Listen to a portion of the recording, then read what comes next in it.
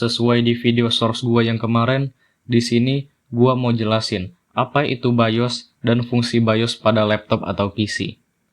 Mungkin kalian pernah dengar tentang kata BIOS, terutama buat anak IT.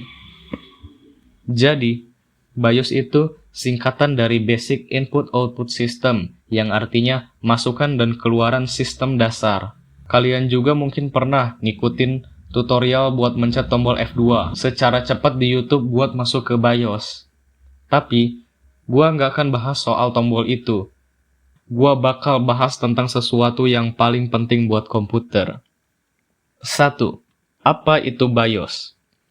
BIOS adalah firmware utama yang mengatur cara kerja pada suatu komputer. Tanpa BIOS, laptop nggak akan pernah bisa hidup. Jadi, kalau BIOS-nya rusak, bye-bye komputer. 2. Apa peran BIOS? Peran BIOS di komputer yaitu untuk melakukan POS atau Power On Self-Test, nyari OS sebagai akses langsung ke hardware, dan banyak lagi.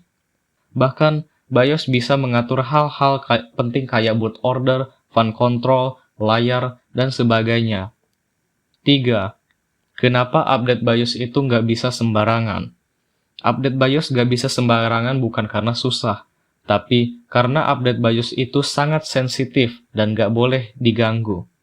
Pada proses update BIOS, komputer akan mengalami restart, lalu masuk ke menu update BIOS secara otomatis. Ini adalah titik paling kritis di mana satu kesalahan bikin komputer nggak mau hidup lagi.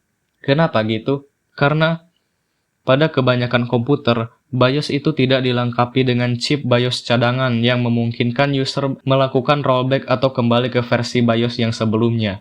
Tapi, komputer dengan fitur seperti itu biasanya sangat mahal dan nggak umum buat komputer consumer. Jika proses update BIOS dibatalkan ketika sedang berjalan, BIOS nggak akan pernah bisa kembali ke versi sebelumnya, karena update BIOS itu benar-benar menimpa file BIOS lama dengan yang baru. Jadi, bye-bye laptop.